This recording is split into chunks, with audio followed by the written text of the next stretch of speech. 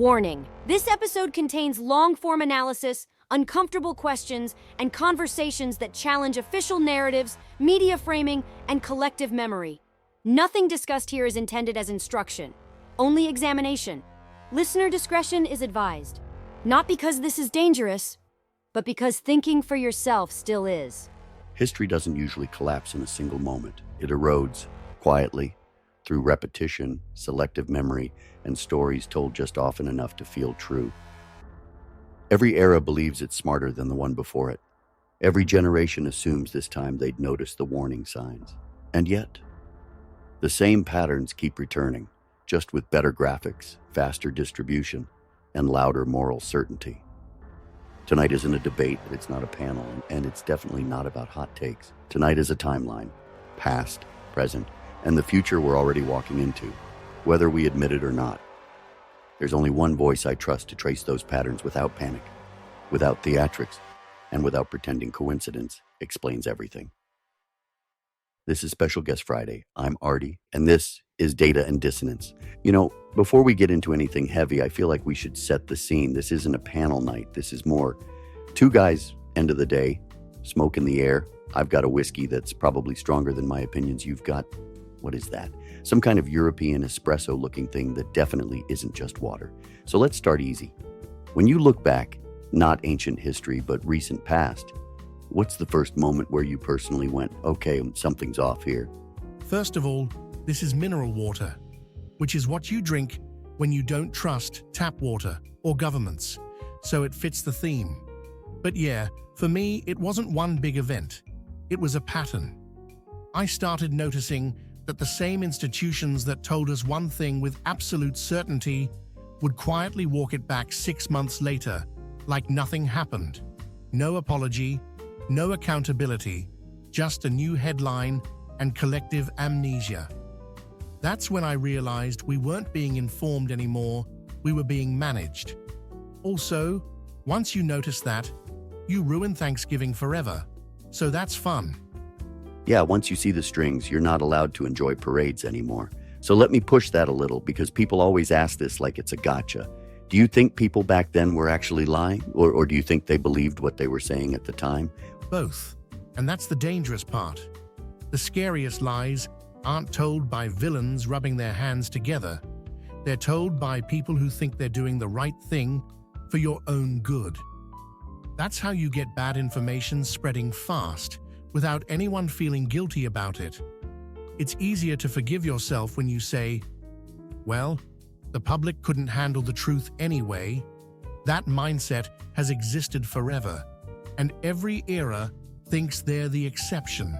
Spoiler alert, they're not. That's such a clean way to put it. For your own good has done more damage than outright evil. So let me ask you this, because this one always gets me in trouble. When we look back at earlier generations, do you think they were less informed or just less overwhelmed? Oh, less overwhelmed? No question. They had fewer inputs, fewer screens, fewer experts yelling at them every 5 minutes. When information is scarce, you're cautious. When information is infinite, you get reckless. We didn't become smarter, we became louder. And once everyone has a megaphone, truth starts competing with vibes. That's not progress. That's chaos with better Wi-Fi. Chaos with better Wi-Fi might be the most accurate summary of the modern world I've heard. All right, last one for this segment, and this is more personal than historical. When you think back, what's one belief you had then that you're almost embarrassed you bought into? I used to believe that once something was exposed, it stayed exposed, that sunlight was permanent. Turns out memory is seasonal. People move on fast, especially when they're encouraged to. I'm not embarrassed because I was naive. I'm embarrassed because I underestimated how short attention spans would become once distraction turned into a business model. Also, I used to think trust the experts meant the same experts would still be there when things went wrong. That was optimistic. Optimistic is a nice way to put it. I'd say adorably wrong, but I've been there too. That's the thing. None of us were crazy for believing it at the time. We were just playing by rules that quietly changed. All right, so that's the past. The setup. The foundation cracks we didn't notice until the house started shifting. Let's take a sip. Let that sit for a second. All right, so segment 1 was that first wait a minute moment. Segment 2 is when that feeling stopped being occasional and started feeling consistent. Looking back, when did you realize this wasn't just a rough patch or a weird era, but a direction? When the same mistakes kept happening and nobody got fired, that's usually the tell. In the past, failure had consequences. At some point, failure started getting rewarded, as long as the narrative stayed intact. Once I saw that pattern repeat across different institutions, different issues, different years, that's when I realized this wasn't incompetence anymore. It was structural. Yeah, accountability used to be a thing. Now it's more like a collectible. Rare, expensive, and mostly imaginary. So let me ask you this. Do you think the system changed suddenly? Or did it just slowly stop correcting itself? Slow erosion. That's always how it happens. Nobody wakes up and says, let's break reality today. You normalize small distortions. You justify them. You frame them as temporary. Then one day, you look back and realize the exception became the rule. People didn't notice because each step felt survivable. That's how boiling water works too, by the way. Ah, yes, the classic everything's fine temperature increase. So here's a spicy one.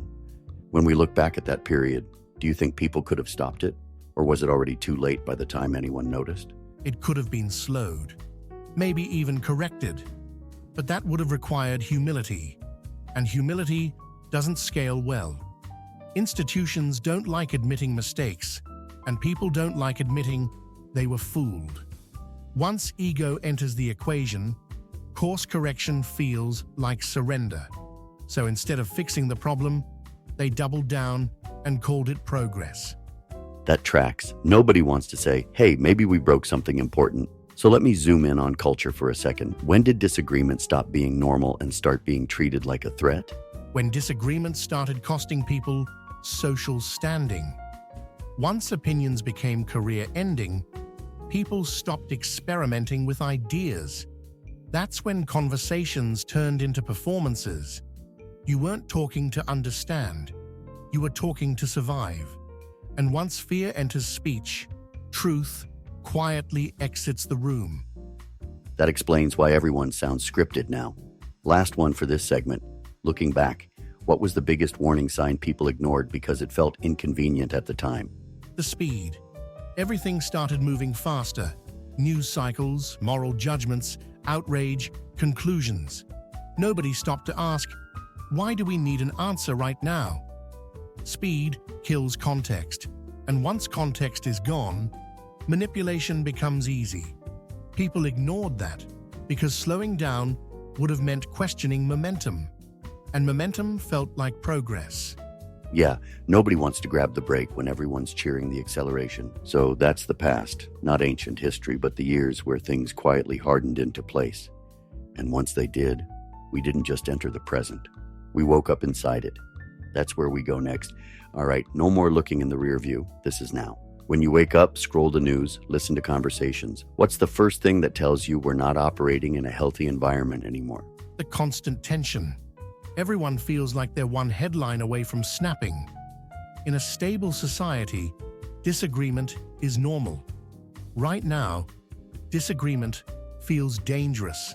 People talk like they're bracing for impact all the time. That's not organic. That's learned behavior from living in an atmosphere of permanent crisis. Yeah, it's like we're all walking around with emotional airbags deployed. So let me ask you this. Do you think people are actually angrier now? Or just more emotionally exhausted? Exhausted. Anger is what exhaustion looks like when you don't get rest or clarity. People are tired of being told everything is their fault, tired of being emotionally recruited into causes they didn't sign up for, tired of narratives changing without acknowledgement. Anger becomes the only energy left when curiosity is drained. That explains why everybody's mad, but nobody seems fulfilled. All right, why does it feel like nothing ever resolves anymore? Stories just fade. Because resolution requires accountability, and accountability slows momentum. The present system isn't built to solve problems. It's built to cycle attention. Once a story stops generating emotional engagement, it gets replaced, not resolved. That leaves people with unresolved anxiety, which makes them easier to mobilize next time. So we're basically living in a subscription service for outrage. Cancel anytime, except you can't. Here's one I'm genuinely curious about. Do you think people still trust institutions, or do they just trust familiarity? Familiarity. People trust what they recognize, not what's proven. A familiar voice repeating a weak argument feels safer than an unfamiliar voice telling the truth. That's why credibility doesn't come from accuracy anymore. It comes from consistency. Say the same thing long enough, and people stop checking. That explains a lot of talking heads with absolutely zero batting average. Last question for this segment, and this one's personal for a lot of listeners. How do you stay sane in the middle of all this without checking out completely? I limit inputs. I don't chase every story. I pay attention to patterns, not panic. And I remind myself that confusion isn't a failure. It's a signal that something doesn't add up. The goal isn't to know everything. It's to not let the noise rewire your nervous system. That's solid advice, especially for anyone listening who feels like they're losing their grip just for noticing what's happening. So that's the present. How it feels, how it wears on you, how it quietly reshapes behavior. But there's another side of now we haven't touched yet. What happens when pressure builds and nobody steps in to relieve it? So if segment 3 was how the present feels, segment 4 is about what that pressure starts doing to people. Because you can only wind a system so tight before something snaps. From where you're sitting, what's the first place you see that pressure leaking out? Everyday interactions. People are quicker to escalate, quicker to assume bad intent, quicker to go nuclear over small things. That tells you the system is offloading stress onto individuals. When institutions don't absorb tension, people do. And individuals are terrible shock absorbers. Yeah, humans were not designed to be the emotional crumple zone for society. So let me ask you this. Why does it feel like everything is treated as an existential threat now? Every issue, every disagreement. Because framing something as existential removes the need for proportional response. If everything is a threat, any reaction becomes justified. It's a shortcut around debate. Once you convince people the stakes are survival level, they'll accept behavior they'd normally reject. That's incredibly useful and incredibly dangerous. Dangerous seems like an understatement. All right, do you think people actually realize they're being pushed into that mindset? Or does it feel normal from the inside? It feels normal, and that's the problem. Humans adapt quickly. You normalize stress, outrage, fear, until calm feels foreign. Once that happens, anyone suggesting moderation sounds suspicious. The system doesn't need to force compliance at that point. People enforce it on each other. Ah, yes, the old no one polices like the volunteers strategy. Let me throw this one at you. Why does humor feel so threatening right now? Like jokes are somehow more dangerous than lies. Because humor bypasses control. You can argue with facts. You can censor words. But laughter slips through defenses. Humor reframes power. It shrinks things that rely on being taken seriously. That's why jokes get treated like crimes now. If you can laugh at something, you're no longer afraid of it. Well, that explains why comedians are apparently public enemies now. Last question for this segment, and this one's heavy. What happens if this level of pressure just keeps going? People disengage, radicalize, or break. Some check out completely. Some go all in on one side because certainty feels better than chaos. And some crack under the weight. None of those outcomes are healthy. They're symptoms of a system that refuses to release pressure because pressure keeps people compliant. That's the part people don't want to admit. that what we're calling normal right now is actually corrosive. All right, that's the present at full compression. And historically, when societies hit this stage, one of two things happens next. They either change or the future gets decided for them. That's where we're headed next. Breaking news. Everything is an emergency. Again, experts are saying you must panic immediately, pick a side within 5 minutes, and argue with strangers online until morale improves. Or you could pour a whiskey, light a cigar, and think for yourself. Thinking for yourself may cause side effects, including calm, clarity, and loss of trust in headlines written in all caps. If symptoms persist, congratulations, you're paying attention. This message brought to you by Data and Dissonance, because not everything needs to be urgent, and not every narrative deserves your emotional energy. All right, so we've talked about the past and where we are right now. Segment 5 is the uncomfortable one. If nothing changes, if the pressure keeps building and the incentives stay the same, what does the next phase usually look like? Fragmentation. Not an explosion, more like slow separation. Trust continues to erode.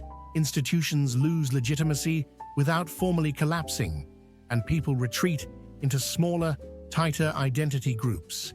It feels less like chaos and more like disconnection. The system still exists on paper, but fewer people believe in it. So not Mad Max, more like everyone quietly deciding, yeah, I don't buy this anymore. Do you think that loss of trust happens suddenly, or does it sneak up on people? It sneaks up. Most people don't wake up one day and lose trust completely. They just stop expecting honesty. Once expectations drop low enough, anything short of total failure feels acceptable. That's how standards decay without anyone feeling alarmed. Lower the bar until tripping over it feels like success. Classic move. All right, when that happens, who usually fills the vacuum left by weakened institutions? Narratives and personalities. When systems lose credibility, people gravitate toward voices that feel confident, decisive, or familiar, even if they're wrong. The future doesn't belong to the most accurate voices, but to the ones that feel the most certain. That's when charisma starts replacing competence. That's not comforting. So let me ask you this. Do you think the future becomes more controlled or more chaotic? Both. Control tightens at the top, while chaos increases at the bottom. You get more rules, more messaging, more enforcement, paired with more confusion, more resentment, more instability in everyday life. It's an imbalance. Systems try to compensate for lost trust with force or persuasion instead of reform. That explains why the rulebook keeps getting thicker while reality keeps getting messier. Last question for this segment, and I want this one grounded, not dramatic. What's the biggest mistake people make when they think about the future? They assume it arrives all at once. The future is built in increments. By the time something feels sudden, it's usually been underway for years. The danger isn't what's coming, it's what people already accepted without noticing. That's a hell of a line. What people already accepted without noticing. So that's one version of the future if momentum stays untouched and nobody intervenes. But history doesn't just move in one direction, there's another future too, and it starts smaller than people expect. That's where we finish this. So we've talked about the future if nothing changes. Segment 6 is the other path. When systems don't fix themselves, change usually starts somewhere smaller. From your perspective, what's the first real sign that things could actually start bending instead of breaking? When people stop needing everything to be urgent. The moment individuals slow down, stop reacting on command, stop outsourcing their thinking, you see the pressure ease. Real change doesn't start with institutions. It starts when people withdraw emotional energy from narratives that don't deserve it. Yeah, panic is a renewable resource for the wrong people. So let me ask you this. What does waking up actually look like in practice? Because it's not marching in the streets or yelling online. It looks boring. It's people asking better questions, refusing to share things they haven't thought through, and being okay with saying, I don't know yet. It's choosing calm over outrage, curiosity over certainty. That doesn't go viral, but it's how systems lose leverage. So basically, the rebellion is emotional maturity. That's going to disappoint a lot of folks. All right, do you think humor and art actually matter in shaping that future, or are they just distractions? They matter more than policy most of the time. Humor disarms fear. Art reframes experience. Both remind people they're human before they're ideological. When people laugh or connect, the spell weakens. That's why control structures always try to sanitize or politicize creativity. It's harder to govern free minds than angry ones. I like that. Free minds are inconvenient. Let me ask you this. What responsibility does the individual actually have in shaping the future without turning into some save-the-world fantasy? To stay grounded. To not become what they criticize. To hold standards without becoming cruel. The future doesn't need heroes, it needs adults. People who can think clearly under pressure and refuse to dehumanize others just because it's fashionable. That's rare these days. Last question. If someone listening feels small in all of this, like their choices don't matter, what would you tell them? Systems run on participation. Attention is participation. Emotional energy is participation. When you choose where to place those things, you're not powerless, you're selective. And enough selective people change the tone of an era without ever holding a microphone. That's a solid place to land. All right, quick pause before we wrap this up. If conversations like this matter to you, if you're tired of being talked at instead of talked with, check out the Data and Dissonance merch store. Shirts, hats, coffee, and gear made for people who still think independently and don't need permission to question the narrative. No slogans yelling at you, no corporate messaging, just clean designs that say, "Yeah, I'm paying attention." Links in the description. Grab something, support the show, and help keep conversations like this independent and uncensored. All right, back to it. You know, conversations like this don't give you easy answers, and I think that's the point. We're so conditioned right now to expect a takeaway, a slogan, a side to pick, something clean we can repost and feel like we did our part. But real understanding doesn't work like that. Real understanding lingers. It unsettles you a little. It forces you to sit with questions longer than is comfortable, especially in a world that profits off keeping you constantly stimulated, constantly outraged, constantly moving on to the next thing before you've actually processed the last one. What Daniel laid out tonight wasn't a conspiracy roadmap or some apocalyptic forecast. It was pattern recognition. History doesn't repeat because people are stupid. It repeats because people are human. We want comfort. We want certainty. We want to believe that the institutions we rely on are stable, honest, and acting in good faith. And when that belief gets challenged, the instinct isn't always to investigate. It's often to defend the belief itself, even when it starts costing us peace of mind. That's not weakness, that's conditioning, and recognizing it is the first step toward breaking it. I think a lot of people listening right now feel tired, not just politically, but emotionally. Tired of being told everything is urgent. Tired of being framed as the problem no matter what position they take. Tired of watching narratives shift without acknowledgement and being expected to pretend none of that happened. If that's you, there's nothing wrong with you. You're responding normally to an environment that isn't. The danger isn't skepticism. The danger is apathy masquerading as normalcy. And there's a difference between disengaging from manipulation and disengaging from responsibility. The future doesn't get decided in some dramatic moment. It gets shaped quietly by what we tolerate, what we repeat, what we ignore, and what we choose not to pass along. You don't need to shout to matter. You don't need to dominate every conversation or win every argument. Sometimes the most powerful thing you can do is slow down, ask better questions, and refuse to let your emotions be used as leverage. Calm is not surrender. Thoughtfulness is not weakness. And independence of mind is still the most disruptive thing you can practice. That's what Data and Dissonance is about. Not telling you what to think, but reminding you that you're still allowed to think, to notice patterns, to question narratives, to laugh when things get absurd and step back when things get loud. Because once you realize you don't have to participate in the noise, you start to reclaim something most people don't even realize they've lost: clarity. So take this conversation with you. Let it sit. Let it breathe. Talk about it with someone you trust, or don't. Just don't rush past it, because the future doesn't belong to the loudest voices or the most certain ones. It belongs to the people who stay human in the middle of pressure, remember to speak truth, and stir thought. Tonight's episode of Data and Dissonance is brought to you by the Caleb Rourke Thriller series. If you're drawn to stories about power, secrecy, and what happens when truth becomes inconvenient, start with the Covenant Protocol, continue with the Prophet Directive, and finish with Black Echo Rising. Available now on Amazon. These aren't just thrillers, they're about systems, control, and the cost of standing alone when narratives collapse. So if tonight's conversation resonated, those books were written for you. And also by Uncaged, the album. Available anywhere you listen to music. Raw, independent, unfiltered. Music made without committees, without approval chains, and without pretending everything's fine. Links are in the description. Support independent storytelling, independent music, and conversations that don't come with a script.